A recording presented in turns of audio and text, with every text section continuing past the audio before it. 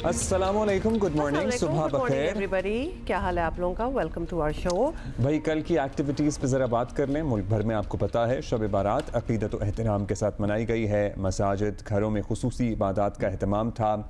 अब हलवा कोई नहीं आया, अलबत्ता मेरे घर भी नहीं आया है ना। हाँ, क्यों? मैंने खाया जरूर खुद बना के, लेकिन आया नहीं कहीं आया से। नहीं, तो उसका लोगों ने कब्रिस्तान जाकर अपने प्यारों की कब्रों पर फातिहा खानी भी की और रात गए तक ये सिलसिला जारी रहा। आज बहुत से लोगों का रोज़ा भी है। सो ये जो रोज़े होते हैं ना, ये रन अप टू रमज़ान भी होते हैं फिर। हाँ, that's right. I know so many people जिन्होंने रोज़ा रखा है। आई एम सॉरी, मैंने नहीं रखा, but yes you are right, it's a thing that people do. इस दुआ के साथ कि अल्लाह ताला आपकी इबादत कबूल करे और ये जो साल है इसमें आपके रिस्क में इजाफा हो, आपकी ज़िंदगी में बरकत हो और आपके मामलात आसान हो। हम आगे बढ़ेंगे और आपको बताएंगे कि बता देंगे, क्या लेकिन एक थोड़ा सा याद दिला दूं, आज मैच है। आज मैच है, आज तो ये याद आना बड़ा ज़रूरी है। आज फाइनल है और आज आई एम रियली होपिंग, क्योंकि इतना मज़ा आया था परसों के मैच में और पाकिस्तान जीता था। ऑब्वियसली मज़ा तो आया था, but Pakistan actually played well, तो ये अच्छी चीज़। ये नहीं कि एवं चुंगे से ही जीत गए, मतलब मैच पड़ गया तो बड़ा ज़बरदस्त सीन था। वो एक्शन हमें आज चाहिए। इसमें हम आगे चलकर सर्टनली बात करेंगे। और न्यूजीलैंड जो है वो साउथ अफ्रीका से कई गुना तगड़ी टीम भी है। सो हमारा मुकाबला कैसा रहेगा? जब आगे जाके बात कर ही रहे थे तो ये जरूर कहना। बस वैसे ही मैंने कहा चलें हम तैयार हैं ना, आगे चलते हैं मुकाबले के लिए। अभी आपको बताना है कि व्हाइट हाउस में सदर डोनाल्ड ट्रंप से भारतीय वज़ीर आज़म नरेंद्र मोदी से अहम मुलाकात में दहशतगर्दी के खिलाफ मिलकर काम करने का आज़म किया गया है। किसने? अमरीकी दोनों ने अपेरेंटली अमरीकी सदर ने मुंबई हमलों में मुबैना पाकिस्तानी कैनेडियन तहवीराना को अमरीका से भारत के हवाले करने पर आमादगी भी जाहिर कर दी है। अमरीकी सदर ने कहा है कि मोदी भारत में बहुत अच्छा काम कर रहे हैं, लीडर हैं, भारत को कई अरब डॉलर का फौजी सामान देंगे, ऑलमोस्ट 35 अरब डॉलर। मतलब सोच लें कि ये सारी बातें होंगी, मतलब बेस्ट फ्रेंड्स हो गए हैं और तेल और गैस फराहम करेंगे। ये भी साथ साथ कहा नरेंद्र मोदी ने कहा कि अमेरिका के साथ स्ट्रेटेजिक ताल्लुकात आगे बढ़ाएंगे और दोनों मुल्कों के दरमियान तजारत को जो है वो उसको दुगना किया जाएगा। और भारतीय वज़ीर आज़म ने न्यूक्लियर एनर्जी और जदीद टेक्नोलॉजी के मैदान में अमेरिका से ताउन बढ़ाने और एडवांसमेंट जो है वो उसकी भी बात की है। साथ ही इंडो पैसिफिक खित्ते में भी मिलकर काम करने के अज़म का इजहार किया है। अमरीकी सदर ने भारत से 50 अरब डॉलर तजारती खसारे पर इजहार तशवीश करते हुए भारत पर जवाबी टैरिफ आयद करने का ऐलान भी किया। और अच्छी बातें चल रही थी। हाँ, ये कैसे हो गया? F-35 तैयारों समेत कई अरब डॉलर के फौजी सामान की भी बात की गई है। सुबह बात यह है कि सदर डोनाल्ड ट्रंप और नरेंद्र मोदी की दोस्ती पहले भी वैसे थी इनकी दोस्ती, थी। और अब और ज़्यादा पक्की होती हुई नज़र आ रही है। बट ये भी एक पॉइंट है ना नोट करने का कि किन किन को अब ये मतलब अभी सदर बने हैं और किस किस को मिल रहे हैं। तो ये इनकी पार्टनरशिप, इनकी फ्रेंडशिप जिस कह रहे हैं कि these are all indicators of that as well. अच्छा जी, ये तो हमने कहा आपको जल्दी से बता दें, परेशान होने की वैसे कोई बात नहीं है। अब अब्दुल्ला इजाजत है? अब बिल्कुल हम क्रिकेट की बात करेंगे। पाकिस्तान और न्यूजीलैंड जी ट्राई सीरीज के फाइनल में आज आमने सामने होंगे और कराची स्टेडियम में आज यकीनन बड़े टाकरे का मुकाबला ऑब्वियसली है वो होने जा रहा है। ख़ास तौर पर जिस तरह पाकिस्तान टीम जनूबी अफ्रीका को यानी साउथ अफ्रीका को शिकस्त देकर फाइनल में पहुंची है, अब ये रुकने वाली नहीं। बस होपफुली इंशाल्लाह रिजवान 11 कदाफी स्टेडियम लाहौर की शिकस्त का बदला आज कराची में उतारने को तैयार नजर आ रहे हैं। लेकिन ये बदला शदला नहीं कहना चाहिए, ऑल्दो हैविंग सेड दैट मैंने ही कहा है, but it should be a good match. Team से जी शायकीन क्रिकेट की तवक्कुआत बहुत बढ़ चुकी और टीम की भी शायकीन क्रिकेट से थोड़ी तवक्को आते हैं। स्टेडियम कुछ तो आ जाए यार। नहीं, वैसे बाय द वे कहा यह जा रहा है कि आज वाले मैच के लिए काफी इंक्रीज इन टिकट सेल्स हुआ है आफ्टर व्हाट हैपेंड। अच्छा, हमें अपने पास जो मैसेजेस और फोन कॉल आते हैं ना टिकट अरेंज करने के लिए, उससे भी अंदाजा होता है कि एकदम इंटरेस्ट बढ़ गया है। इससे पहले बिल्कुल खामोशी थी, ठंड माहौल तक, किसी ने नहीं कहा साउथ अफ्रीका वाले मैच का टिकट अरेंज कर दें। साउथ अफ्रीका वाले मैच में भी सेकंड इनिंग जो थी ना उसमें लोग आना स्टार्ट हो गए। नहीं, as it should have been. Well, that's another story. It should be full. It should be full, or at least half. At least it was not. It was just hardly 20% of what the capacity is. अच्छा, तो जिस तरह हम आपको बता रहे थे कि मैच की टिकटों को की फरोख्त में गैर मामूली इजाफा भी देखा गया है। तवक्को की जा रही है कि कराची स्टेडियम आज स्पेक्टेटर से, तमाशाइयों से भर जाएगा अब्दुल्ला, सो यू नो, और शायकीन को एक ज़बरदस्त मुकाबला देखने को मिलेगा। ये हुई ना बात, मतलब मुकाबला होना चाहिए सही। तो ये दुरुस्त है कि न्यूजीलैंड की आजकल सुपर फॉर्म चल रही है, ये भी आपको बता दें, और इसका दुनिया की बेहतरीन टीमों में शुमार होता है। लेकिन जनूबी अफ्रीका के खिलाफ पाकिस्तान की परफॉर्मेंस से कीवीज कैंप में भी कहीं ना कहीं कुछ हलचल जो है, बेचैनी जो है वो मौजूद है। अब हुमा का अंदाजा है कि वहाँ कुछ इस्तराब होगा, बेचैनी होगा। कीवी कप्तान मिचेल सेंटनर पाकिस्तान टीम की तारीफ पर मजबूर हो गए। उनका कहना है कि पाकिस्तान ने जनूबी अफ्रीका के खिलाफ हदफ का शानदार अंदाज में ताक़ुब किया।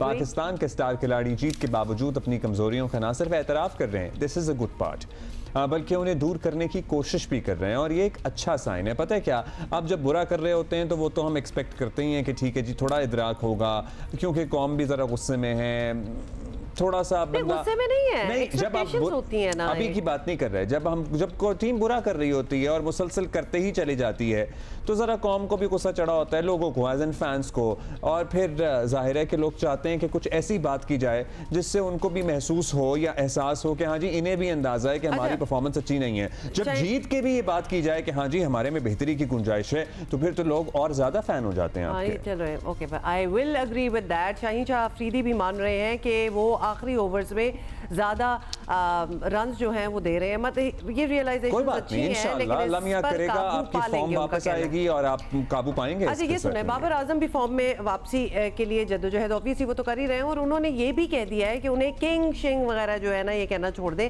बड़ा प्रेशर का दबाव पड़ जाता है, and he is so humble, he realizes that he hasn't been performing his best, तो लिहाजा वो किंग। देखिए, खेल कोई और रहा हो, बाबर की आवाजें जो हैं वो स्टेडियम में लगी रहती है, तो कैन यू इमेजिन कि वो उनको फील होता होगा। लोग प्यार तो करते हैं, बहुत प्यार करते हैं, और ऑब्वियसली एक्सपेक्ट करते हैं और चाहते हैं कि आप वापस अपनी फुल फॉर्म में आए, लेकिन इन द मीन टाइम उन्होंने कहा भाई मुझे किंग और ये सब कुछ कहना छोड़ दो। हाँ जी, जनूबी अफ्रीका के खिलाफ जिस तरह बाबर ने स्ट्रोक खेले, लग रहा था कि ट्रैक पर वापस आ गए हैं या आ रहे हैं, और हम सबको इसी का इंतजार है। पाकिस्तान टीम ने अगर आज ट्राई नेशन सीरीज का फाइनल जीत लिया तो चैंपियंस ट्रॉफी का इम्तिहान भी, मतलब आप एक अलग कॉन्फिडेंस के साथ हम शुरू करेंगे। कॉन्फिडेंस कितना बढ़ जाएगा, that is the main thing right now, because obviously सारे ही खेलने आएंगे और सारे ही जीतने आएंगे, तो हमें वो जो मैनरिज्म है, एक कॉन्फिडेंस है। राशिद लतीफ साहब हमारे साथ मौजूद हैं, और क्रिकेट के सिकंदर बख्त भी हमारे साथ मौजूद हैं। कैसे हैं आप दोनों? अस्सलाम वालेकुम राशिद भाई। सर्टनली हमारा कॉन्फिडेंस तो पिछले मैच की परफॉर्मेंस के बाद बेहतर हुआ होगा, लेकिन आज के मैच में अगर कंपैरिजन करें न्यूजीलैंड और साउथ अफ्रीका का, तो सर्टनली न्यूजीलैंड अपनी बेहतरीन फॉर्म में है, दुनिया की मजबूत तरीन टीमों में से एक है। हमें किन किन बातों का ख्याल रखना है आज? सबसे पहले टॉस शायद बहुत वाइटल हो। दो लास्ट मैचेस देखें, उसमें 300 प्लस चेज हुए हैं, और न्यूजीलैंड की टीम बहुत प्रोफेशनल टीम है। उनके ओपनर्स हैं, रिप्लेसमेंट पे कॉनवे आए, उन्होंने रन्स किए, वो विकेट कीपिंग भी कर सकते हैं। उनके पास चैपमैन भी है जो कि बैकअप में मौजूद है रचिन रविंद्रा की जगह पे। तो वो टीम फास्ट बॉलिंग अगर देखते हैं, वो भी उनकी बहुत अच्छी है। स्पिनर्स भी नजर आते हैं, centre as a captain change होते रहे। केन विलियमसन मेन रोल अदा कर रहे हैं, बहुत तेज नहीं खेलते लेकिन लास्ट ओवर में बहुत तेज खेलते हैं। तो यही चीज दरकार है हमारे सीनियर प्लेयर, जो हम पिछले हफ्ते यही बात कर रहे थे कि हम अपना बोझ डाल देते हैं जूनियर के साथ। अगर हमारे सीनियर प्लेयर लास्ट मैच की तरह परफॉर्म करें तो बहुत आसानी से मैच जीते जा सकते हैं। तो जो सलमान अली आगा ने या रिजवान ने जिस तरह से बैटिंग की या फाउंडेशन पेश की बाबर आजम ने, फखर ने और सऊद शकील ने, उससे बड़ा बिल्डअप मिला था पाकिस्तान को। और ये मैच इंपॉर्टेंट जरूर है, लेकिन मैं चाहूंगा कि ये मैच हारो या जीतो कोई मसला नहीं है। 19 वाला जो मैच है ना, वो बहुत इंपॉर्टेंट है हमारे लिए, क्योंकि वो चैंपियंस ट्रॉफी है। उस पर अभी 50% लोग अगर दुनिया में देख रहे हैं, वहाँ पे बहुत सारे लोगों की नजरें पाकिस्तान पे होंगी। अच्छा राशिद भाई, नहीं ये मैच जीतना है, मतलब ये हारे या जीतने वाले मैं जरूर कहूंगी कि हमें जीतना चाहिए, बिकॉज वो 19 वाले मैच की जो आप बात कर रहे हैं वो भी तो इन्हीं से है। फिर ये भी मैच जीते हैं, वो भी मैच जीते हैं। हाँ, एग्जैक्टली, ये जरूर आप कर ले। ये मैच जीतेंगे तो वो कॉन्फिडेंस होगा, इधर और नहीं हो सकता, वरना फिर इनको फील हो जाएगा कि भाई 2 बार अब लगातार इनसे हार चुके हैं और तीसरी बार क्या चांस है। तो अभी ये एक जीत जाना चाहिए। सिकंदर, आप क्यों खामोश हैं आज? हमें लग रहा है या नहीं, मैं आप लोगों की बातें सुन रहा हूँ। जो आपने पहले बात की ना कि जिस जो कराची वाला मैच हुआ था वो इतना खतरनाक और तबाहकुन था कि मैंने मतलब जो लोगों ने ग्राउंड पे गए होंगे और उन्होंने वहां बैठ के जो मैच देखा, मजा आया होगा। जो मैं तो कमरे में उछल रहा था, तो वहां पर क्या हशर होगा, जो एक्साइटमेंट होगी लाजवाब। और जो आपने बात की ना टिकटों की, इतने फोन आने शुरू हो गए मेरे दोस्तों के। I was feeling sorry for them. मेरे मतलब सारे दोस्त हैं, वो भी हमारे वक्त पे काम करते हैं, और फिर मैं उनको मना कर रहा था कि यार सॉरी सर, अभी तक कुछ नहीं हुआ, या जो आए थे मैंने कभी सबको बांट बूट दिए। भाई वैसे सिकंदर कहना है just say for anybody else जो कि शायद टिकट्स वगैरह का पूछ रहे हो, भाई टिकट्स मिल रहे हैं, जाएं खरीदें और मैच देखें। सिकंदर, मैंने पता कल ये किया, कोई ऐसी बात नहीं कि टिकट खत्म हो गए। मुझे पीसीबी से ही एक दोस्त ने ना वो लिंक भेज दिया और वो लिस्ट भी भेज दी, वो जो कोरियर कंपनी के दफ्तरों की है, मैंने सबको वो फॉरवर्ड कर दिया। जी तरीका एक ये है कि देखिए हमारे हमसे उम्मीदें हैं लोगों को बहुत ज्यादा, तिक्कू भाई से, हमसे, आप लोगों से भी, क्योंकि क्रिकेट की बहुत बातें कर रहे होते हैं टीवी पे। तो इसमें होता क्या है कि आप करीबी लोग होते हैं, उनका मान तो रखना होता है, तो वो नहीं खरीद सकते तो हमें खरीद के उनको देनी चाहिए। ये भी एक तरीका है, बिल्कुल ठीक है। लेकिन आज हमने टीवी पे बता दिया कि कोई हमसे मांग रहा है टिकट और अगर हम दे दें तो समझ लो हमने भी खरीदे ही हैं, खरीद के ही तोहफा दिया। कराची में रहते हुए ना राशिद के बड़े भाई जो है ना मेरी बड़ी एक हेल्प करते हैं। मैं नहीं बताऊंगा क्या करते हैं, मगर बड़ा मेरी मदद करते हैं। अगर वो मुझसे अगर मांग लेते तो मैं तो वाकई खरीद के उनको दे देता, इसलिए कि वो बेचारे हर वक्त मेरी मदद को तैयार होते हैं। लेकिन टिकटों की बात हो गई। अब जरा आइए कि हमारी क्या स्ट्रैटेजी होनी चाहिए, हमारी फाइनल 11 सेम होनी चाहिए। अब्दुल्ला, मैं भी ये हल्फ बर्दारी देख रहा था एज अ पाकिस्तानी, मुझे अभी तक नहीं पता वहाँ पे क्या खिचड़ी बन रही, रोजाना खबरें आ रही। मैं थोड़ी इसलिए बात कर रहा हूँ। चले, मैं आपको अलग से आपको समझाऊंगा, अभी आगे बता। हाँ, बाद में बता दीजिएगा। मेरे चचा भी चीफ जस्टिस ऑफ सिंध थे, मेरे फूफा जो थे हाई कोर्ट के जज थे, मगर मुझे समझ में नहीं आ रहा कि यहाँ क्या हो रहा है। एनीवे, अब हमें क्या करना चाहिए, that will be very interesting. कि देखें, हमारी बैटिंग तो बहुत ज़बरदस्त चल गई, सब कुछ सही हो गया, क्रिकेट में भी यही सब नजर आ रहा है। मुझे थोड़ी बॉलिंग की और कप्तानी की शिकायत है। कैचिंग आउटस्टैंडिंग, मैं समझता हूँ कि इस वक्त माशाल्लाह माशाल्लाह माशाल्लाह Salman Ali Agha is a star. माशाल्लाह माशाल्लाह, मैं फिर से माशाल्लाह बोलूंगा, उसको नजर ना लगे क्या कैचेस उसने पकड़े, और फिर उसकी जो बैटिंग थी आउटस्टैंडिंग, वो उसने तो कमाल ही कर दिया। और कप्तान साहब तो जबरदस्त खेले, बहुत ही जबरदस्त। मगर कप्तान साहब की जो कप्तानी है, उसकी जो बॉलिंग की हैंडलिंग है वो मजेदार नहीं है। जब हसनैन को लिया था तो मैंने खुद एतराज किया था कि उसको ना खिलाएं, आप लोगों ने उसको पूरे मैच ना खिलाएं। मुझे जिस तरह से उसको हैंडल किया किस तरह राशिद ने भी बहुत जबरदस्त किस्म का डेटा बनाया हुआ है। मैंने भी थोड़ा सा लिखा था कि जो एक ओवर के उसको स्पेल दिए गए, खासतौर पे एक ओवर जो 29वां ओवर उसने करवाया था, उसने एक विकेट ली थी, सिर्फ एक रन दिया था, उसको चेंज कर दिया। मेरी समझ से बाहर है। कोई भी दुनिया का कप्तान जो क्रिकेट में कप्तानी करता है, उससे मुझे पूछना पड़ेगा आखिर क्या हुआ था कि जब उसने एक आउट कर दिया था उसका आपने क्यों चेंज किया। तो मेरी फीलिंग आती है कि बस उसको बॉलर्स को अच्छी तरह हैंडल कर ले तो नथिंग लाइक इट। तो ये एक फॉल्ट चल रहा है। बाकी हमें क्या करना चाहिए कि कप्तान साहब, वैसे वो सवाल हमारे भी उस वक्त जहन में आया था, उस सवाल का जवाब लेकिन पता नहीं क्या है। राशिद भाई, आपको क्या लगता है क्या हुआ होगा? हाँ, अपना पर्सपेक्टिव है इसमें। देखिए, ओवर की डिस्ट्रीब्यूशन है ना, वो ठीक होनी चाहिए। बहुत लंबे स्पेल नहीं कराए, जो कि जब आपको मालूम है कि ये 300 प्लस पिच है तो आपको रिस्ट्रिक्ट रहना चाहिए अपने प्लान के ऊपर। पैनिक नहीं करना चाहिए कि आप एक दो चौके अगर शाहीन को लग गए तो हम चेंज करके नसीम को लेके आ जाएं, या नसीम को लग गए तो हम हसनैन को लेके आए। सिर्फ 5 ओवर जो लगातार किए थे वो किए थे सलमान अली आगा ने। 13वां 15वां 17वां 19वां और 21वां ओवर 5 ओवर ये स्पेल था सबसे बड़ा। उसके बाद बॉलिंग नहीं की उन्होंने। जब पार्ट टाइम बॉलर होता है ना, हम कोशिश यही करते हैं कि 30-32 ओवर तक 10 ओवर जो कोटा होता है वो खत्म हो जाए। 2 पार्ट टाइम बॉलर या एक सीनियर बॉलर और एक पार्ट टाइम बॉलर खत्म कर दें। यहाँ पे 37वां 39वां 41वां ओवर जो किया वो कुछ दिल शाह ने किया, और 49वां ओवर भी उनको करना पड़ गया। तो ये लीकेज होती है रन की। हालांकि कुछ दिल शाह ने बहुत अच्छी बॉल की, 7 ओवर में 35 रन 36 रन देके 1 विकेट ली उन्होंने। लेकिन ये सेकंड इनिंग्स में जब आप चेज करवा रहे होंगे या कोई और चेज कर रहा होगा, वो कॉस्ट कर जाता है आपके ओवर। लास्ट में ओवर कौन करेगा, ये हमारी शायद सिस्टम का इशू है। याद करें आप 2022 में इंडिया के खिलाफ फाइनल में 1 ओवर रह गया था नवाज का, वो आखिर में करना पड़ गया हमें, आखिरी ओवर।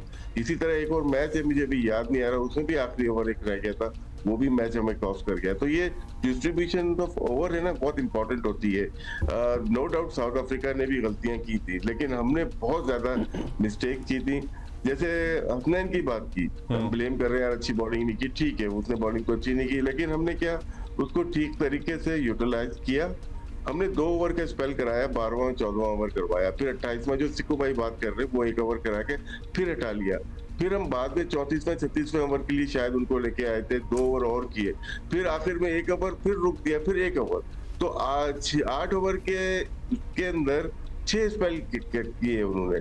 तो अगर प्लेयर को या बॉलर को कॉन्फिडेंस नहीं दिया जाएगा तो वो इतना अच्छा परफॉर्म नहीं करता। लिमिटेड रिसोर्सेज है पाकिस्तान के पास, और लिमिटेड आपको रिस्ट्रिक्ट होना पड़ेगा अपने प्लान के ऊपर। ये सिर्फ कप्तान की जिम्मेदारी है, सीनियर प्लेयर्स जो हैं वो गाइड करेंगे, और आकिब जावेद और टीम मैनेजमेंट अजहर महमूद, ये इनकी प्लानिंग होनी चाहिए कि अगर तो वाटर टाइम पे 15-20 ओवर हो गए तो हम दूसरा प्लान आपको देंगे। सेकंड प्लान नजर नहीं आ रहा अभी तक शायद बॉलिंग में। और राशिद भाई वैसे भी कुछ प्लान, क्योंकि अब तो टीम भी बदल गई ना, आज तो बड़ा एक डू और डाई मैच होगा, तो टीम के हिसाब से भी तो प्लान बदलता होगा। हरीफ बदल गया, लेकिन हमारे पास ना, जैसे हमने शुरू में पहले भी बात की थी कि हमारे पर रिसोर्सेज बहुत ज्यादा नहीं है, कुछ प्लेयर हम खिला नहीं पा रहे हैं। हमारे पास 11-12 प्लेयर हैं, इसी के अंदर हमें ये टूर्नामेंट खेलना है फाइनल, और इसी में 11-12 प्लेयर्स में ही हमें आगे जाना है, पूरी चैंपियन ट्रॉफी खेलनी है। क्योंकि आपको बिलीव नहीं है आपके दूसरे प्लेयर्स के ऊपर, आपके पास रिप्लेसमेंट के ऊपर रिप्लेसमेंट अच्छी शायद नहीं नजर आ रही। अगर खुदा ना खासा बाबर को कुछ होता है, अनफिट हो जाते हैं, तो उसकी रिप्लेसमेंट क्या है? अगर शाहीन को कुछ हो जाता है खुदा ना खासा, उसकी रिप्लेसमेंट क्या है? क्या अबरार को कुछ हो जाता है, उसकी रिप्लेसमेंट क्या है? पाकिस्तान टीम 11-12 तक मुहित है, बहुत अच्छी टीम है। मैं पहले ही कहता हूँ कप्तान उसको यूज कर सकता है, लेकिन उसके बाहर के प्लेयर्स उस पर तो क्वेश्चन मार्क है ना।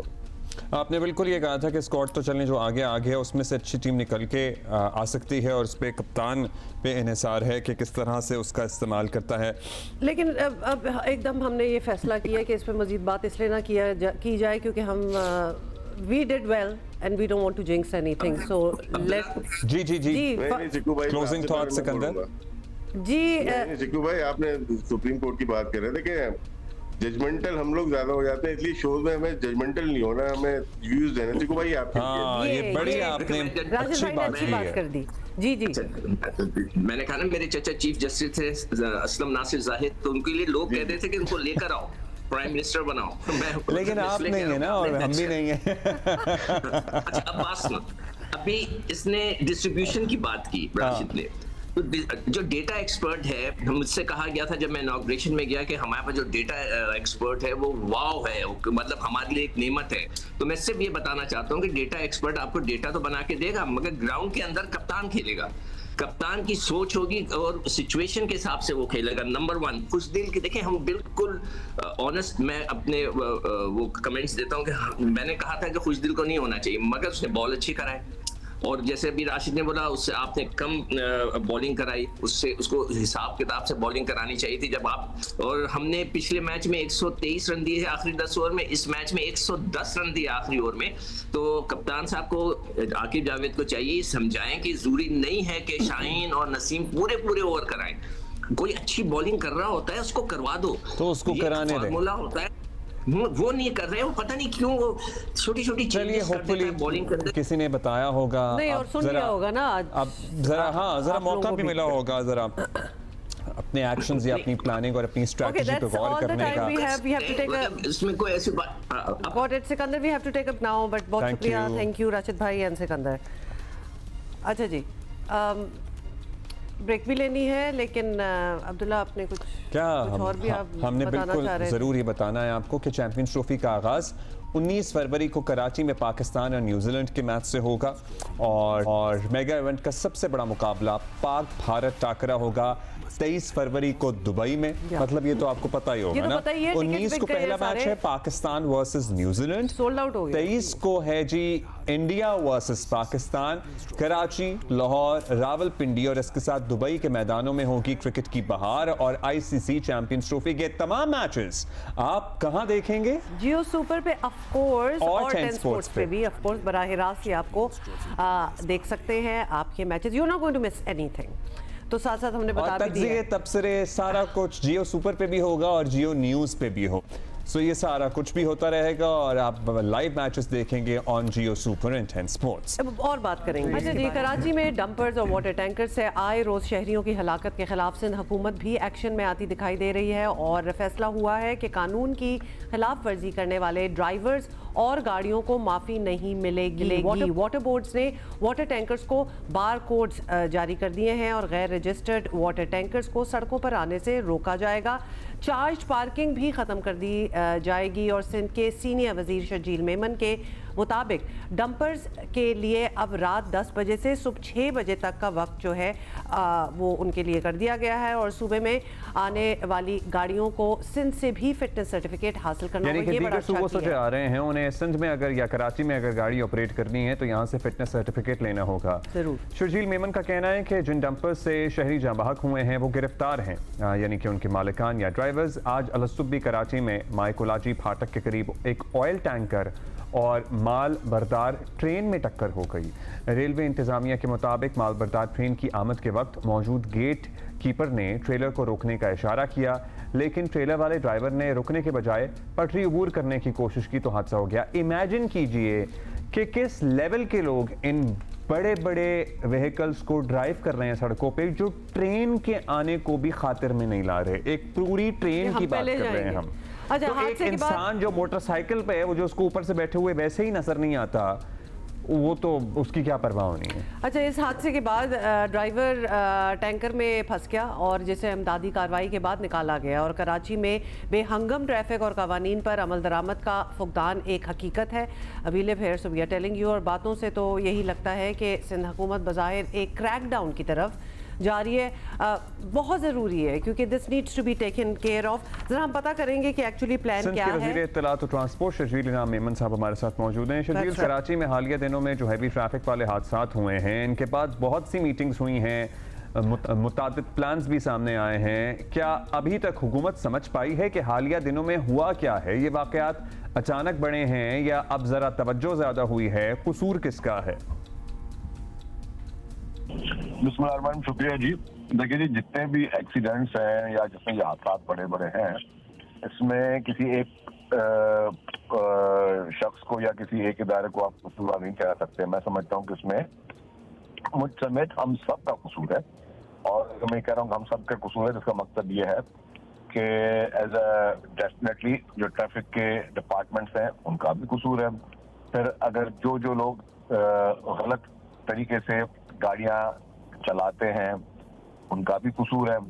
फिर जो लोग बेएहतियाती करते हैं उनका भी कसूर है। फिर जो लोग जो कि ट्रैफिक कवानीन और लॉज ऑलरेडी एग्जिस्ट करते हैं और दुनिया भर में जहां पे लॉ एग्जिस्ट करता है, उसका मकसद है कि उसकी इम्प्लीमेंटेशन तमाम सिटीजन्स पर वो लाजिम है।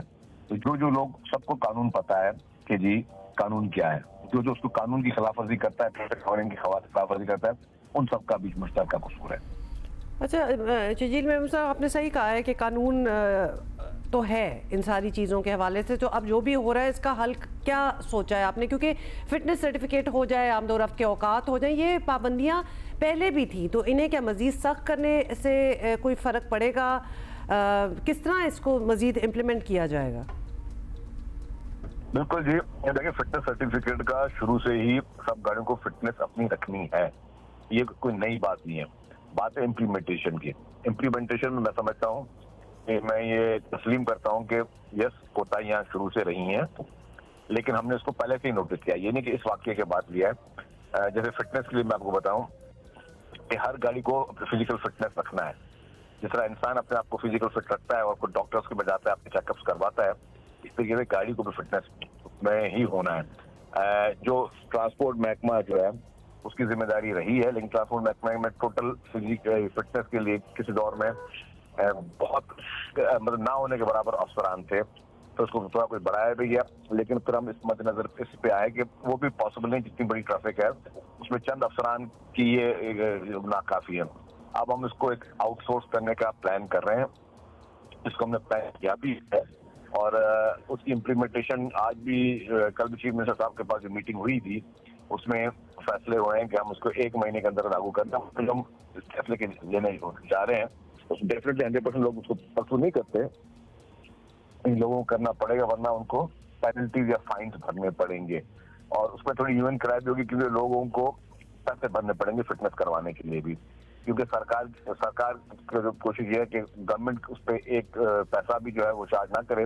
लेकिन जब अगर हम आउटसोर्स करने जाएंगे तो जो इदारा भी या जिस तरह के भी कंपनीज को ये ऑथोराइज करेंगे जिन्होंने गाड़ियों को फिटनेस करना, डेफिनेटली दे विल चार्ज, और वो चार्ज कंज्यूमर को पे करना पड़ेगा। और पूरी दुनिया में भी कंज्यूमर में ही पे करना होता है, तो यहाँ पे भी उसकी इम्प्लीमेंटेशन होगी। उसमें लेकिन कुछ लोग पर चलाते हैं कि हम पे ये बोझ पड़ गया, लेकिन ये एक निहायत ही लाजिम अमल है जिसको हमें करना है। अच्छा शर्जील साहब, आपने कराची में चार्ज पार्किंग खत्म करने का भी ऐलान किया है, ये कदम कैसे उठाया गया, कैसे इम्प्लीमेंटेशन होगी? ये तो जगह जगह है चार्ज पार्किंग, मतलब आप जहां एक्सपेक्ट भी नहीं करते कोई बंदा नमूदार होता है और कहता है पैसे दें।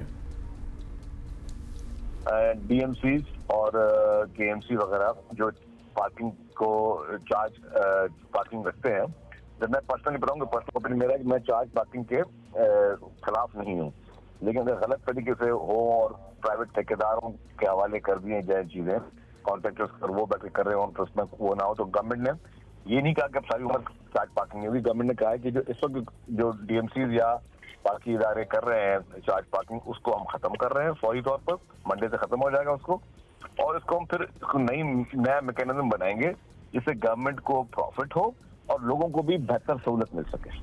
चलें ठीक है, अब ये बताइएगा कि कराची में जो हादसात हो रहे हैं या जो जनरल ट्रैफिक के मसाइल हैं, उनकी मरकज़ी वजूहात तो यही है कि पब्लिक ट्रांसपोर्ट बहुत कम है, सड़कें जो हैं वो भी ठीक नहीं हैं, और इस पर दावे बिल्कुल होते रहते हैं कि जी काम हो रहा है, लेकिन कुछ बदलता उस तरह नज़र नहीं आता जितनी एक्सपेक्टेशन होती है। तो अब जो भी काम हो रहा है, कुछ सोचा है कि उसको स्पीड अप किया जाए, या फिर आप मुतमईन है कि बिल्कुल सही पेस पे चल रहा है? देखिए जी, काम की स्पीड जो है, मैं आपको ऑनेस्टली बताऊं कि गवर्नमेंट कोई डिले नहीं है किसी भी काम में। यस, इश्यूज हैं। अब अगर मुझे एक एक प्रोजेक्ट के बारे में आप सवाल पूछेंगे तो मैं एक एक प्रोजेक्ट के बारे में आपको डिटेल्ड में विथ लॉजिक एंड एविडेंस बता सकता हूँ कि हाँ जी यहाँ पे अगर डिले है तो वो क्यों है, यहाँ पे डिले तो किसके पार्ट में है, यहाँ पे क्या इशू है। जहाँ आपने एक्सीडेंट की बात की, देखें मैं आपको फिर बता रहा हूँ कि अगर आप गाड़ी की बात करते हैं ना, आपको भी पता है, मुझे भी पता है कि अगर ट्रैफिक सिग्नल जो है उसमें अगर रेड लाइट चल गई तो उसका मतलब आपने गाड़ी ब्रेक लगा दी है। हमारे पास आपने हर जगह देखा होगा कि लोग उसको ब्रेक करते हैं कि रेड लाइट के बावजूद जो निकालने की कोशिश करते हैं सिग्नल में। हालांकि कानून में सबको पता है कि ये नहीं करना चाहिए और पूरी दुनिया भर में बड़े संगीन नतायज करना पड़ते हैं, लेकिन हमारे पास लोग बड़े आराम से कर लेते हैं। फिर इसी तरीके से अगर मोटर बाइक है, सबको पता है कि मोटर बाइक ने जो है वो किसी ने चलाना है तो उससे अपने साइड में 2 मिरर लगाने हैं, उसके लाइट्स भी ऑन रखनी है, और उस मोटर बाइक ने जो है कि जो ड्राइवर है उससे और पैसेंजर ने हेलमेट भी पहननी है। आप जाके देखें कहीं पे आपको अच्छा हेलमेट पहनते हुए लोग नजर नहीं आएंगे, और जब हेलमेट पे सरकार सख्ती करती है तो लोग चिल्लाते भी हैं और फिर लोग जो है उस पर रेजिस्ट भी करते हैं। तो यही चीज है कि एक चीज, एक लॉ भी बना हुआ है, एक अंडरस्टैंडिंग भी है, एक कॉमन सेंस भी है, एक सिविक ड्यूटी भी है। उसके बावजूद हम सब उस लॉ को ब्रेक करने में शायद फख्र महसूस करते हैं या वो नहीं करते, जो कि एक खतरनाक हद तक मैं समझता हूँ कि उसमें आप सिर्फ अपनी जान सकते हैं, आप अगले की जान के साथ भी खेल रहे होते हैं। अगर आप चले जा रात को, आप बहुत सारी मोटरसाइकिल या गाड़ियों में भी कहीं समय मिलेगा, कारों में भी है कि जी लाइटें नहीं जली हुई रात को, अब अचानक अंधेरे में आपको अचानक कभी आ जाता है कि वो ये सामने कोई बाइक जा रही है, वो कोई गाड़ी जा रही है। तो मतलब ये सारी चीजें वो हैं जो कि हमें पता है कि हमें करनी है, हम नहीं करते। अब डेफिनेटली अगर हम एक एज ए मुआशरा, मैं मुआशरे को कोई गलत नहीं बोला, एज ए मुआशरा हमने ये अंडरस्टैंडिंग बनाई हुई कि हमें ट्रैफिक लॉज को ब्रेक करना है, और हमने अपनी जल्दबाजी में या अपने किसी भी कॉम्प्लेक्स में हमने जो वो चीजें कर रहे हैं, तो वो मैं समझता हूँ कि ये हमें सख्ती से अब हम ये इम्प्लीमेंटेशन में सख्ती लॉस को सर्टनली ब्रेक करेंगे। फिर उसकी वजह से भी बहुत से हादसा होते हैं, लेकिन और भी मसाइल हैं ज़ाहिर है, उनके हल के लिए भी होपफुली अब काम हो रहा है, तो नताइज भी जल्द नजर आएंगे। शुक्रिया आपका शर्जील मेमन साहब। अच्छा जी, आज अफगानिस्तान क्रिकेट टीम जिन्हें चैंपियंस ट्रॉफी के लिए तैयारियों का आगाज़ कर दिया है, और अफगान टीम ने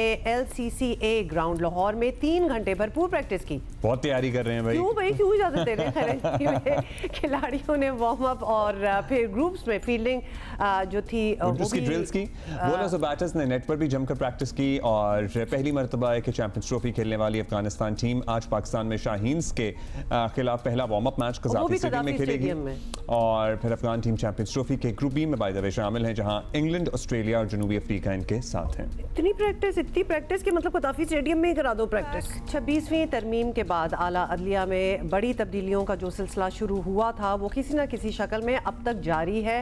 हाई कोर्ट से सुप्रीम कोर्ट में जजेस लाने की बात हो या हाई कोर्ट्स के जजेस की इस्लामाबाद हाई कोर्ट में तैनाती, बज़ाहिर आइनी और कानूनी मामलात भी तनाज़ात का बायस बन रहे हैं और सियासी जमातें, वकला, यहाँ तक कि सुप्रीम कोर्ट के बाद जजेस भी अदालती निज़ाम में होने वाली तब्दीलियों पर एतराज़ात उठा रहे हैं। चीफ जस्टिस पाकिस्तान को साथ ही जजेस की तरफ से खतूत लिखकर तहफ़्फ़ुज़ात का इजहार किया जा रहा है। बात यहाँ तक जा पहुँची है कि चीफ जस्टिस पाकिस्तान की ज़ेर सदारत होने वाले इजलास का 2 सीनियर तरीन जजेस ने बायकॉट किया।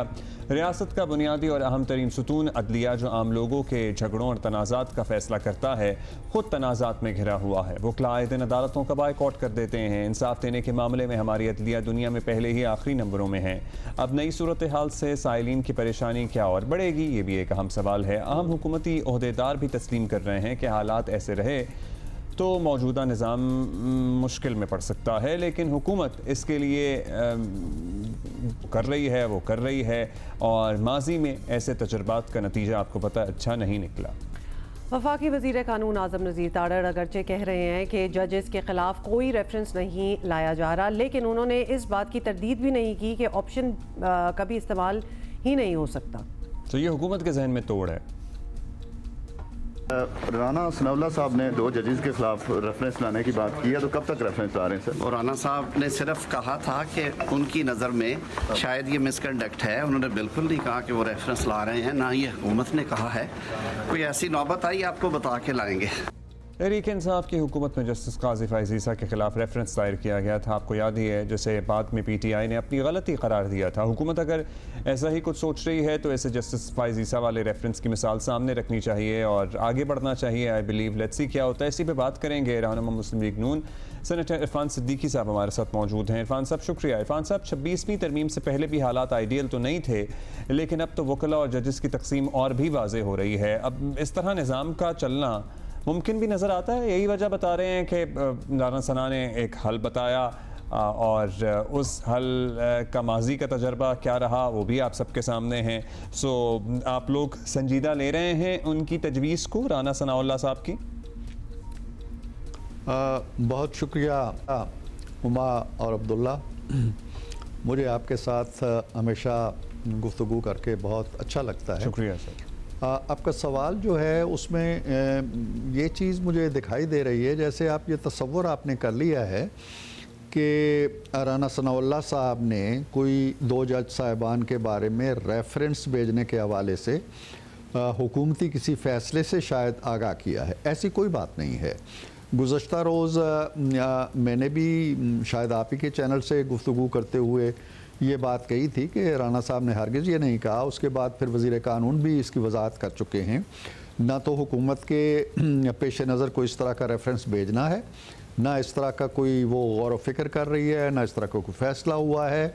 उन्होंने ये ज़रूर कहा है और मैं भी शायद ये कहने में हक बजाना कि जो कोड ऑफ कंडक्ट है जजेस का, उससे शायद थोड़ा सा इन्हिराफ लगता है। उनके कंडक्ट के हवाले से सवाल ज़रूर उठाया है उन्होंने और ये भी कहा है कि इस कंडक्ट की बुनियाद पे शायद रेफरेंस भी कोई बनाया जा सकता हो, लेकिन ये हरगिज़ उन्होंने ये बिल्कुल भी नहीं कहा कि हम ये रेफरेंस बना रहे हैं या हुकूमत इस पर गौर व फिक्र कर रही है। कंडक्ट का जहाँ तक मसला है वो हुमा अब्दुल्ला आप दोनों पे वाज़ेह है कि इन 2 जज साहिबान ने अभी जो जुडिशल कमीशन का इजलास हुआ है उसमें शिरकत की है। शिरकत करने के बाद अपनी राय पेश की है। राय पेश करने के बाद उस एक कॉन्स्टिट्यूशनल फोरम है, वो कॉन्स्टिट्यूशनल ऑब्लिगेशन के तहत ये गए थे, अपने नाम के हवाले से नहीं गए थे। ये अपने ओहदे और मनसब के हवाले से उस कमीशन के मेंबर हैं। इन्हें वहाँ बैठना चाहिए था, रोल प्ले करना चाहिए था, किसी के हक में नहीं तो किसी के ख़िलाफ़ वोट देना चाहिए था। इन्होंने 2 जो सियासी जमात के अरकान थे उनके वाकआउट की तरह इन्होंने भी वाकआउट किया, उनके बाइकाट की तरह इन्होंने भी बाइकाट किया। मुझे कम से कम याद नहीं पड़ता है कि जज रिक्यूज़ तो कर लेते हैं, माजरत तो कर लेते हैं अपनी ज़ाती वजूहात की बिना पे कि मैं इस बेंच में नहीं बैठ सकता, लेकिन जब बैठ जाते हैं तो फिर वो पूरी समाअत में बैठे रहते हैं और उसके बाद वो अपना इख्तलाफी नोट भी लिखते हैं और बाज़ इख्तलाफी नोट जो हैं वो असल फैसलों से भी ज़्यादा मारूफ होते हैं। तो ये मिसकंडक्ट में आता है, नहीं आता है, सुप्रीम जुडिशल काउंसिल को भेजा जा सकता है, नहीं भेजा जा सकता है। बहुत पहले ये तरामीम आ चुकी थी कि अब तो एक आम आदमी भी एजिटेट कर सकता है, ज़रूरी नहीं है कि हुकूमत करे, लेकिन हुकूमत का ऐसा कोई इरादा नहीं है। चलिए, आपने ये सब कुछ तो क्लैरिफाई कर दिया और ख़ासतौर पर राना साहब की बात को भी। तो ये बताइएगा कि अगर जजेस के खिलाफ रेफरेंस को फ़िलहाल सीरियसली नहीं लिया जा रहा तो भी ये बात अपनी जगह कायम है कि जजेस की तकसीम के साथ निज़ाम आगे नहीं बढ़ सकता, तो निज़ाम चलाने के लिए फिर कोई और तरीका सोचा है आपने कि किस तरह होगा? जजेस में तकसीम को नई बात नहीं है। हमारी अदलिया के अंदर तो ये रिवायत बड़ी पुरानी चली आ रही है। जस्टिस काजी फायज़ ईसा साहब के चीफ जस्टिस बनने से पहले भी बड़ी तकसीम थी, उनके आने के बाद भी ये तकसीम बरकरार रही है। उससे पीछे चले जाएं तो जो जस्टिस सज्जाद अली शाह थे उनके दौर के अंदर भी तकसीम थी, बल्कि अमलन दो मुतवाज़ी अदालतें वजूद में आ गई थी, मुतवाज़ी फ़ैसले आ रहे थे। तो ये कोई नई बात तो नहीं है, लेकिन अच्छी बात नहीं है। और जब मामला देखें, ये जब जो हल्फ है ना इनका जज साहिबान का, उसमें 4 अल्फाज बड़े की वर्ड्स हैं। अब आगे बात को लेके चलते हैं। हुकूमत का मुकम्मल एतमाद और इस्तेहकाम के साथ काम करना, सब इदारों का साथ रहना, ये सब किसी न किसी तरह तहरीक इंसाफ से ही लिंक्ड होता है। तो पीटीआई मान जाए तो सब सेट हो सकता है। तो इसके लिए इमरान खान की रिहाई क्या आज भी बुरा सौदा तस्वुर किया जा रहा है इसको? देखें, इमरान खान की रिहाई हो या किसी और सज़ा याफ्ता कैदी की रिहाई हो, मैं इस पोजीशन में नहीं हूँ कि उस पर कमेंट करूँ, लेकिन मैं एक बात ज़रूर कहना चाहता हूँ जो मैं आम तौर पे तल्ख बात नहीं किया करता, लेकिन ये हमारी जो हिस्ट्री है 77 साल की या 78 साल की जितनी भी बनती है, इसके अंदर बेशुमार इल्ज़ाम लगे हैं सियासतदानों के ऊपर। सोरवर्दी से शुरू हुआ है ये सिलसिला और अब तक चला आया है, लेकिन कंक्रीट सॉलिड प्रूफ के साथ जो ज़मीन के ऊपर एक हकीकत मौजूद हो और दिखाई दे रही हो हर आदमी को, ये कहीं नहीं हुआ। फ़लाँ ने ये कर दिया, फ़लाँ ने पैसा लूट लिया, फ़लाँ ने मनी लॉन्ड्रिंग कर ली, कोई बादियों नज़र के अंदर बेशुमार इल्ज़ामात के बावजूद कोई कंक्रीट एविडेंस नहीं आई किसी के। ये कंक्रीट एविडेंस है। 485 कनाल ज़मीन दी गई है खान साहब को, 240 कनाल ज़मीन मौजूद है जो फरागोगी साहिबा को दी गई है। ये किधर लेके जाएं आप? अब मैं बार बार कहता हूँ, और पीटीआई अगर इसकी तरदीद कर सकती है तो करे, there is no Al Qadir trust whatsoever. Al Qadir trust नाम की कोई चीज़ वजूद नहीं रखती, और ये ट्रस्ट हमने ख़त्म नहीं किया। 2020 के अंदर खान साहब एक कानून लेके आए थे, 150 साल पुराना ट्रस्ट एक्ट बदल के, कि जी नए सिरे से रजिस्ट्रेशन कराओ 6 महीने के अंदर, और अपने ट्रस्ट की नहीं कराई, अब तक नहीं हुई वो। तो वो जो 2 ट्रस्टी थे, खुद खान साहब और उनकी अहलिया, वो प्रैक्टिकली उस 485 के भी मालिक बन गए, 240 के भी मालिक बन गए। ट्रस्ट का कोई वजूद नहीं। मेरा नुक्ता नज़र तो ये है कि 2013 से लेके 2018 तक भी ये बहरान मौजूद था। खान साहब इसी तरह जलसे जुलूस कर रहे थे, इसी तरह सड़कों पे थे, इसी तरह हंगामा फसाद कर रहे थे, इसी तरह पार्लियामेंट के कभी अंदर जाते थे, कभी बाहर आते थे। मुल्क तरक्की करता रहा, अब भी कोई बहरान नहीं। हम बहरान कह के इसको बहरान बना देते हैं। अदालतें काम कर रही हैं, इंतज़ामिया काम कर रही है, सूबे काम कर रहे हैं, फ़ौज मुस्तैदी के साथ अंदरूनी बैरूनी साजिशों का मुकाबला कर रही है, बाहर से लोग आ रहे हैं, डिग्निटरीज आ रहे हैं। पाकिस्तान माशाल्लाह बहुत से इंडिकेटर से बेहतर हो रहा है। क्या कर लिए, क्या बिगाड़ लिया है इस सियासियत में इस्तेकाम ने? पार्लियामेंट अपना काम कर रही है। अच्छा, आप कह रहे हैं तो इसी तरह चलता रहेगा, लेकिन आजकल तहरीक इंसाफ एक ग्रैंड अपोजिशन अलायंस की भी इरफान साहब कोशिश कर रही है, और इसके लिए उन्हें मौलाना साहब, अचकज़ई साहब और शाहिद खान अब्बासी वगैरह से बड़ी उम्मीदें भी हैं। ये सब लोग किसी की सुने ना सुने मियाँ नवाज शरीफ साहब के बड़े करीब हैं, रहे हैं। तो क्या बड़े मियाँ साहब हुकूमत को रेस्क्यू करने के लिए, कुछ मुतहर्रिक होने के लिए तैयार हैं? देखें, जहाँ तक इस बात का ताल्लुक है कि वो अपोजिशन से बातचीत कर रही है पीटीआई, मेरा ख्याल है बहुत अच्छी बात है। उन्होंने हमारे साथ बातचीत करने की कोशिश की और फिर खुद ही निकल भी गए। हम तो तैयार बैठे रहे, उनका इंतज़ार करते रहे, वो नहीं आए पलट के। ओके, वो जहाँ कंफर्टेबल है वहाँ ज़रूर बात करें, लेकिन जब वो मौलाना से बात करते हैं और अचकज़ई साहब से करते हैं और शायद खाकान साहब से करते हैं, मैं इन सब हज़रात को, शख्सियात को बहुत अच्छे तरीके से जानता हूँ। बातचीत करने से पहले चंद चीज़ें बता दें उनको, ये बता दें कि क्या आज भी हम सिविल नाफरमानी पे कायम हैं आप या नहीं हैं? क्या आज भी आप चाहते हैं कि पाकिस्तान के अंदर पाकिस्तानी पैसा ना भेजें? क्या आज भी आप 9 मई और 26 नवंबर जैसा एहतजाज करना चाहते हैं? क्या ये बाकी जमातें जिनका आप नाम ले रहे हैं, ये कायल हैं इस बात के जी कि IMF को खतूत लिखे जाएं, डोजियर भेजे जाएं और अपने गंदे कपड़े जो हैं वो इस तरह के धोबी घाट जो हैं उनके अंदर ले जाके धो जाए? कोई नहीं मानेगा। और अगर जी कि हम आपकी सिविल नाफरमानी से भी एग्री करते हैं, पैसा ना भेजने से भी एग्री करते हैं, हम जो 26 नवंबर जैसी एहतजाजी सियासत है उसको भी हम मानते हैं, हम ये भी मानते हैं कि IMF को ख़त लिखे जाएं दूसरे मुल्कों में जाके, कभी बरतानवी पार्लियामेंट को, कभी अमेरिकी पार्लियामेंट को, कभी UNO को जाके भड़काया जाए जी कि पाकिस्तान तो गज़ा बन गया है। अगर इन चीज़ों से ये जमातें एग्री करती हैं तो आपकी सियासत आगे बढ़ेगी, लेकिन कोई जमात भी जो पाकिस्तानियत पे यकीन रखती है इन बातों पे आपसे एग्री नहीं करेगी। शुक्रिया जी।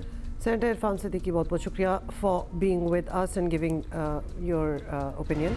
मतलब ऐसी खबरें जब हमारे सामने आती हैं ना तो हम सोचते हैं कि क्या सोचते हैं, अब तो हमें पता चल गया है कि ऐसे लोग हैं, हर जगह हैं और आज तक हैं। जितना भी सेंसिटाइज करो फिर भी इस किस्म की चीज़ें हो रही हैं। चकवाल का ये किस्सा है जी। चकवाल में जायदाद के लालच में रिश्तेदारों ने की तरफ से कैद की गई लड़की ज़िंदगी की बाजी हार गई। कैद की हुई थी ये लड़की। पुलिस ने गुमनाम खत पर कार्रवाई करते हुए लड़की की लाश बाजियाब करा ली और लाश 7-8 दिन पुरानी है और लड़की और लड़की का भाई एक ही कमरे में कैद थे। आप सोचिए, 2 साल से कैदी बनाए हुए लड़की के भाई को भी छुड़ा लिया गया। मतलब this is a horror story. आप ये मरी हुई लड़की और साथ उसका भाई भी वही है। साथ मतलब एक लाश पड़ी हुई है 8 दिन से, वो भाई भी बाजियाब हुआ, लड़की की लाश बरामद हुई। सालों से ये कैद है। ये मामला क्या है एग्जैक्टली? हाँ, वी नीड टू नो क्या हो रहा है। मोहम्मद अली आवान है हमारे साथी चकवाल से, बता रहे हैं हमें। जी बिल्कुल, ये अफसोसनाक वाकया चकवाल का थाना नीला है जिसका एक गांव है गुग, वहां पर पेश आया है। पुलिस ने अपनी मुद्दत में एक मुकदमा दर्ज किया है जिसमें ये कहा गया है कि एक नामालूम शख्स की जानिब से कुछ दिन कबल पुलिस को एक ख़त लिखा गया और उस ख़त में जो ख़त लिखने वाला जो शख्स था उसने इतराफ़ जुर्म भी किया कि इस मामले में वो भी शरीक जुर्म रहा है। उस ख़त में ये बताया गया कि 2 बहन भाई हैं, उनके अपने जो करीबी अजीज़ व क़ारब जो कि उनके चचाजाद भाई बताए जाते हैं, उन 2 बहन भाइयों को जिनके वालिदैन की वफ़ात हो गई थी, उनको जायदाद के लालच में करीबी अजीज़ व क़ारब जो कि चचाजाद भाई हैं उन्होंने एक कमरे में बंद कर रखा है, हफ्से बेजा में बंद कर रखा है। तो पुलिस उस ख़त की खोज लगाते हुए जब उस मुतलका मकान तक पहुंची तो पुलिस को अफसोसनाक वहाँ पे मंजर देखने को मिला जिसमें जो 2 बहन भाई हैं उनमें से जो खातून थी वो मुर्दा हालत में वहाँ पे पाई गई, जिसकी जो नाश है पुलिस राय ने हमें ये बताया कि वो 8 से 10 दिन पुरानी बताई जाती है। पोस्टमार्टम रिपोर्ट आने के बाद मजीद हकाइक सामने आएंगे। जबकि जो दूसरा इसको जो भाई है उसकी भी जो मेंटली और फिजिकली जो कंडीशन है वो इतनी अच्छी नहीं थी, क्योंकि दोनों बहन भाइयों को गुज़श्ता 2 सालों से हफ्से बेजा में बंद कर रखा गया था उस मकान के अंदर। उसकी मेंटल हालत कहाँ ठीक होनी थी? पहले तो वो पता नहीं उनके साथ पहले क्या क्या हो रहा था, उसके बाद वो अपनी मरी हुई बहन की लाश के साथ पूरा हफ्ता 2 हफ्ते गुजार रहा है। उसको तो अपनी जान के भी लाले पड़े होंगे या फिर he must have given up. तो क्या एक्सपेक्टेशन? और these are cousins doing this to cousins. मतलब क्या सज़ा हो इस जुर्म की? मतलब इस पे क्या दफात लगें और इनको क्या सज़ाएं हों और क्या मिसाली सज़ाएं हों कि इबरत का निशान बनाया जाए ऐसे लोगों को। और अब अगला माफ़ी भी मांग ले तो क्या फ़ायदा? मतलब क्या माफ़ी? What were you इस जुर्म की क्या माफ़ी हो सकती है वैसे? मतलब किसी की जान चली गई, आपने उसको एक कमरे में कैद कर रखा हुआ था सालों से, और इस दौरान ज़ाहिर है उसे कोई मेडिकल असिस्टेंस नहीं मिली, वो लड़की औरत मर गई, वहीं उस कमरे में मर गई, और उसके बाद उस मरी हुई बहन की लाश के साथ उसका भाई बैठा है और उसको ये नहीं पता कि लाश यहाँ पड़े पड़े सड़ जाएगी ये गल जाएगी कि वो कभी निकलेगा वहां से, और वो कभी निकलेगा या नहीं निकलेगा होंगे वहाँ। और पुलिस ने भी अच्छी बात है कि इस गुमनाम खत पे कार्रवाई की, नहीं तो इस तरह के खत इग्नोर भी हो सकते हैं। जो गिल्टी पार्टी जिसने खत लिखा है उसने एतराफ किया है, he has been a part of it as well. अच्छा जी, आज मैच डे है और आज मैच होगा न्यूजीलैंड और पाकिस्तान का फाइनल है और इंशाल्लाह हम जीतेंगे। इंशाल्लाह हम जीतेंगे and we'll celebrate this victory in the next show which will be on Monday, so have a great weekend। और अगर ना भी आपके टाइप का कोई नतीजा निकला आज के मैच का, फिर भी खुश रहें, it's okay, no problem. See you on Monday। Bye.